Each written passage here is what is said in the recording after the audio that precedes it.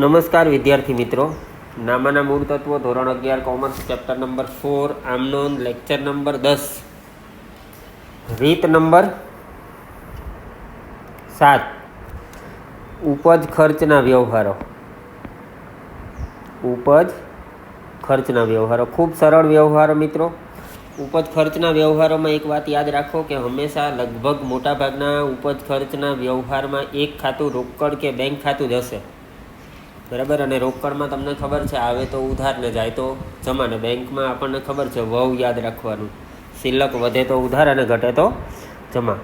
બીજી એક વાત યાદ રાખો, કંઈ પણ આપણે ધંધામાંથી ચૂકવીએ અથવા તો આપીએ તો એને આપણે ખર્ચ ગણીએ છીએ, અને આપણને જો મળે તો આવક કે ઉપજ ગણીશું. દાખલા તરીકે ભાડું ચૂકવીએ તો ખર્ચ ગણાય, જ્યારે ભાડું મળે તો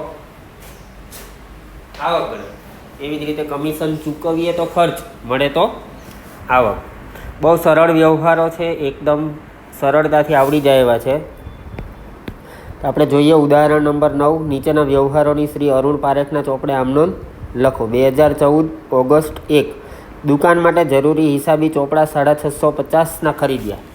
તો હિસાબી ચોપડા એટલે એ સ્ટેશનરીની અંદર આવે, તમને ખબર છે, તો એ સ્ટેશનરી ખર્ચ ગણાય. એટલે 2014 ઓગસ્ટ 1 સ્ટેશનરી ખર્ચ ખાતે ઉધાર 650, તે રોકડ જાય તો જમા 650. બીજું મજૂરીના રૂપિયા 200 અને લારી ભાડાના રૂપિયા 100 રોકડા ચૂકવ્યા એટલે રોકડ જાય. અહીંયા આપણે સંયુક્ત આમનોંધ લખીશું. મજૂરી ખાતે ઉધાર, મજૂરી એ ખર્ચ છે અને ખર્ચ કે નુકસાન ખાતે ઉધાર. લારી ભાડું એ પણ ખર્ચ છે એટલે લારી ભાડા ખાતે ઉધાર, તે રોકડ જાય તો જમા. કેટલા રૂપિયા? 300. તારીખ 8 કમિશન મળ્યું રૂપિયા 800. હવે મળ્યું છે એટલે રોકડ આવે તો ઉધાર, અને કમિશન મળ્યું એટલે આવક ગણાય. ખર્ચ કે નુકસાન ખાતે ઉધાર, તે ઉપજ કે લાભ ખાતે જમા, એટલે કમિશન ખાતે જમા રૂપિયા 800. 10 તારીખ દુકાનમાં રંગ રોગાનનો ખર્ચ રૂપિયા 2500 ચૂકવ્યો. હવે રંગ રોગાન છે ને એને રિપેરિંગ કહેવાય અંગ્રેજીમાં, અને ગુજરાતીમાં કહેવાય મરામત. એટલે આપણે આવો રંગરોગાનનો ખર્ચ કર્યો છે એ આપણા માટે મરામત ખર્ચ કહેવાય. કયો કહેવાય? મરામત. એટલે મરામત ખર્ચ ખાતે ઉધાર રૂપિયા 2500, તે રોકડ ખાતે જમા રૂપિયા 2500. ત્યાર પછી વીજળીનું બિલ 1800 ચેકથી ભર્યું. વીજળી બિલ છે ને એ વીજળી ખર્ચ કહેવાય. એટલે વીજળી ખર્ચ ખાતે ઉધાર કરવાના, અને ચેકથી ભર્યા છે તો બેંક શિલ્લક ઘટે, વધે તો ઉધાર, ઘટે તો જમા. કેટલા રૂપિયા? 1800. બહુ સિમ્પલ છે.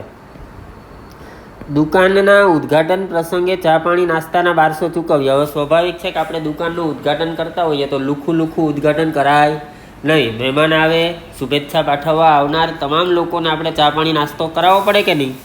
તો એ ચા પાણી નાસ્તાના 1200 ચૂકવ્યા. તો હવે આ રકમ છે ને આવા નાના ખર્ચાઓ કરેલા હોય ને એ પરચુરણ ખર્ચ ખાતે લખવાના. કયા ખર્ચ ખાતે? પરચુરણ ખર્ચ ખાતે. એટલે પરચુરણ ખર્ચ ખાતે ઉધાર રૂપિયા કેટલા? તો કે 1200, તે રોકડ જાય તો જમા. ત્યાર પછી દલાલીનો રૂપિયા 900નો ચેક મળ્યો. દલાલીનો ચેક મળે તો બેંક શિલ્લક વધે કે ઘટે? તો કે વધે તો ઉધાર, એટલે બેંક ખાતે ઉધાર રૂપિયા 900. એના મળ્યા દલાલીના, મળે તો આવક ગણાય એટલે દલાલી ખાતે જમા. ત્યાર પછી રૂપિયા 50ની નોટ બકરી ખાઈ ગઈ. વિચિત્ર પ્રકારનો વ્યવહાર છે કે આવો કેવો વ્યવહાર, પણ ખરેખર વાસ્તવમાં આવી ઘટનાઓ ઘણી વખત બનતી હોય છે. વચ્ચે ન્યૂઝપેપરમાં પણ આપણે વાંચેલું કે 2000ની નોટ કે 64,000 રૂપિયાની નોટ બકરી ખાઈ ગઈ. તો આવી બકરી ખાઈ ગઈ, તો એ બકરી ખાઈ ગઈ છે તો બકરી ખાઈ ગઈ એ પૈસા આપણને મળશે નહીં, મળ્યા પણ નથી, એટલે એ આપણા માટે નુકસાન ગણાય. ખરેખર મારી દ્રષ્ટિએ તો બકરીથી થયેલ નુકસાન ખાતે ઉધાર કરવા જોઈએ, પણ આપણે એને પરચુરણ નુકસાન ખાતે કરશું. તમારી ટેક્સ્ટ બુકમાં કદાચ પરચુરણ ખર્ચ ખાતે આપેલો છે, પણ મારી દ્રષ્ટિએ ખર્ચ નથી, આપણા માટે એ નુકસાન છે. એટલે આપણે એને પરચુરણ નુકસાન ખાતે ઉધાર કરીશું, અને તે રોકડ જાય ને. 50 રૂપિયાની નોટ ખાઈ ગઈ તો રોકડ જાય તો જમા. તો અને સરવાળા કરી લેજો. એકદમ સરળ અને એકદમ સિમ્પલ વ્યવહારો છે. ટેક્સ્ટ બુકની અંદર, સ્વાધ્યાયની અંદર ઉપજ ખર્ચના વ્યવહારો છે એ તમારે હોમવર્કમાં કરી લેવાના રહેશે. અને આગળના પણ બધા જ વ્યવહારો ટેક્સ્ટબુકની અંદરથી હોમવર્કમાં કરી લેજો. કયા કયા દાખલાઓ આગળના વિડીયોના આધારે પણ કરવાના છે એક વખત તમને જણાવી દઉં, જેથી કરીને તમને ખ્યાલ આવે કયા કયા દાખલાઓ તમારે હોમવર્કમાં ગણવાના છે. અગાઉ તમને ચોથો ને પાંચમો ને છઠ્ઠો આપેલો હતો. હવે તમારે આ લોનવાળા બી કરી નાખવાના, બેંક સાથેના પણ કરી નાખવાના. માલના વ્યવહારોમાં આ 15 અને 20 તારીખના અગાઉ તમને આપેલા હતા, એમાં બાકી રાખવાના કીધેલા વટાવવાળા હતા. હવે વટાવવાળા વ્યવહારો તમે શીખી ગયા છો તો કરી નાખજો. 10મો મિલકતવાળા પણ કરી નાખજો. અને 11મો આ બધા જ વ્યવહારો 12મો દાખલો પણ કરી નાખવાનો. અને હવે આપણે અલગ અલગ પ્રકારના બધા જ પ્રકારના વ્યવહારોનો અભ્યાસ કરી લીધો છે. હવે પછી આપણું જે ભણવાનું છે એ આ બધા જ પ્રકારના મિક્સ વ્યવહારોનો અભ્યાસ કરવાનો છે. અત્યાર સુધીમાં આપણે આટલા પ્રકારના વ્યવહારો ભણી ગયા છીએ.